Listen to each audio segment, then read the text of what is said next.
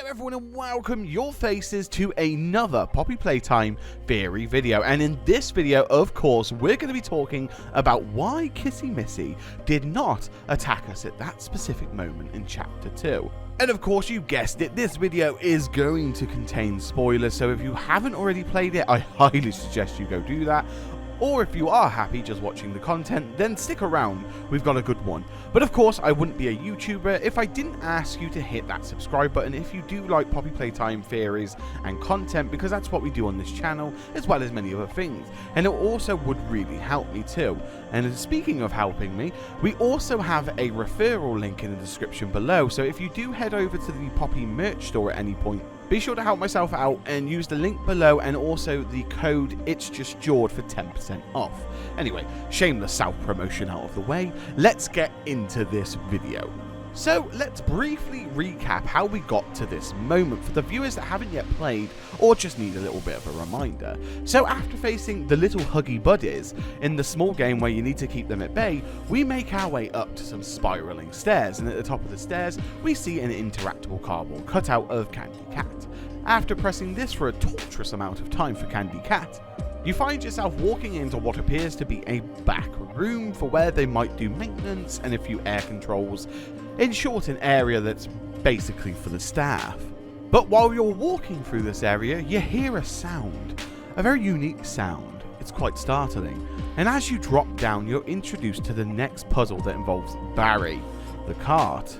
As you make your way around to start the puzzle, you notice a gate which is sealing off a switch. So you approach the gate with the switch behind it, and then you hear the dreaded sound of chapter 1 and proceed to have flashbacks of Huggy Wuggy. And in the moment of panic you begin to thrash around the mouse looking for an exit, only to look back and it be revealed that it is Kissy Missy. Kissy Missy double takes you, as if you look somewhat familiar to her, not seeing you as a threat, but seeing you, the player, needs help. She figures out that you need the lever to open the door to continue. Sure enough, she tries to open it, but her arms are hollow with no weight to her, and fails the first time, but on the second time, she opens it. She takes another look at you, and as the gates open, she leaves. Luckily, it means now our video was right about seeing Kissy Missy in chapter 2, so that's a win-win for us. But there are a few things that I want to talk about with this encounter, and that's mainly Kissy Missy's behaviour and how she reacted. And of course, in turn, this will explain why, like the title says, she doesn't attack us.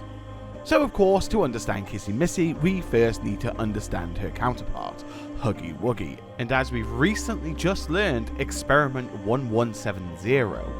So we all know by now that Huggy Wuggy was designed to be a loving, hugging toy made for children in 1984. But while Huggy is very nice and cuddly in his display form, when he is angry and aggressive, he takes on quite a different appearance and behaviour. But why is this important? Well, in the following year, in 1985, another toy mascot was created to coincide with Huggy Wuggy, and that toy was called Kissy Missy. Now, it would be fair to assume that they were going to be both sold as an item, and as we know from the descriptive text, that they were designed to be a couple. As it states, Kissy Missy is the better half of Huggy Wuggy. But in what aspect? But it's implied that she was also supposed to be more than that. She is a beacon of Playtime Code policies and won't hold back on letting the people know about it. It seems that she was designed from the very beginning to be better than her counterpart in every way. Our first clue is the first encounter with Huggy Wuggy. When he first saw us, he just wanted to destroy us. There was no process. Huggy saw you, and if you moved, you were a target. But the better half, Kissy Missy, approached the situation differently. She looked at us with eye contact and processed who we were and if we offered any danger to her, and of course we don't. She even looked quite interested at one point in what we were doing, and this is when she put 2 and 2 together and figured out that we needed the door open. She wanted to help, and then she walked away to continue her daily jobs or responsibilities. And as we know from chapter 1, Playtime Code doesn't take kindly to time wasting.